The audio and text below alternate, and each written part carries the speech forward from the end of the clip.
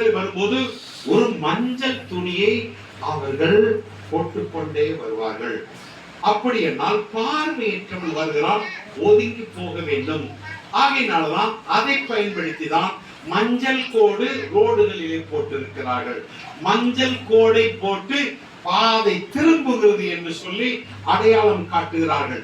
இந்த மஞ்சள் துணியை அவன் போட்டிருக்கிறது காரணம், நான் பார்வையற்றவன், என்னால் பார்க்க முடியாது, என் மேலே யாரும் இடித்து விடாதீர்கள், என்னை சாகடிச்சிடாதீங்கன்னு சொல்லிட்டு தன்னை பாதுகாத்துக் கொள்வதற்காக இந்த வஸ்திரத்தை போட்டுக் கொண்டு போகிறவன் இயேசு அழைத்த உடனே இனி எனக்கு தேவையில்லை, இனி நான் பார்வையற்றவனாக இல்லை, பார்வை உள்ளவனாக மாறுவேன் என்று சொல்லி வஸ்திரத்தை, மேல் வஸ்திரத்தை எரிந்து விட்டு இயேசுவினிடத்தில் போகிறான்.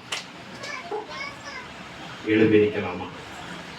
இதுவரைக்கும் நீ ஒரு தரித்திரனா நீ வந்திருக்கலாம், ஒருவேளை கடன்காரனா நீ வந்திருக்கலாம், ஒருவேளை வியாதிஸ்தரா வந்திருக்கலாம், ஒருவேளை சாபம் பிடிச்ச வீடா வெள்ளி சூடிய மந்திர கத்திரினாலே நீ வந்திருக்கலாம்.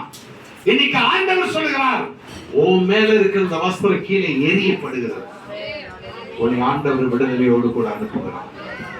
ஆண்டவருடைய விடுதலையோடு கூட உங்களை அனுப்புகிறார். எத்தனை பேர் நம்புறீங்க?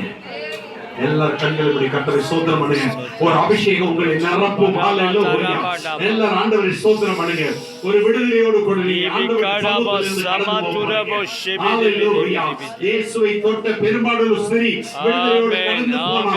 இயேசுவினிடத்தில் வந்ததால் கூட கடந்து போனார். பார்வையற்றதாலே பரிதிமையில் விடுதலையோடு கூட கடந்து போனார். அருமையான கர்த்தருடைய பிள்ளையே, செவிடும் ஊமையுமான ஆவியை ஆண்டவர் துரத்தினபடியாலே அவர் விடுதலையோடு கடந்து போனான். செத்து போன உயிரை ஆண்டவர் 3 முறை ஆண்டவர் உயிரோடு எழுப்பி இருக்கிறார். இன்னைக்கு உங்க வாழ்க்கையிலே ஆண்டவர் பெரிய காரியங்களை செய்ய வேண்டுமா? எல்லாரும் கரங்களை தட்டி கர்த்தரை ஸ்தோத்திரம் பண்ணுவோம். ஒரு வல்லமை மேல வரட்டும், ஒரு மகிமை மேல வரட்டும், நீ கொடுமை மேல வரட்டும், உங்களுடைய கரங்களை மேல படட்டும்.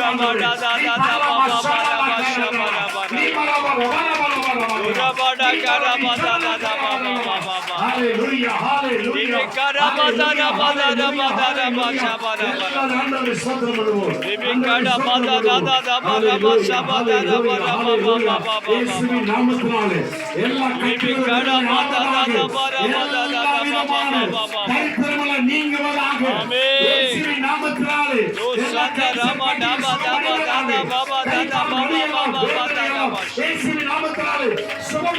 Amen.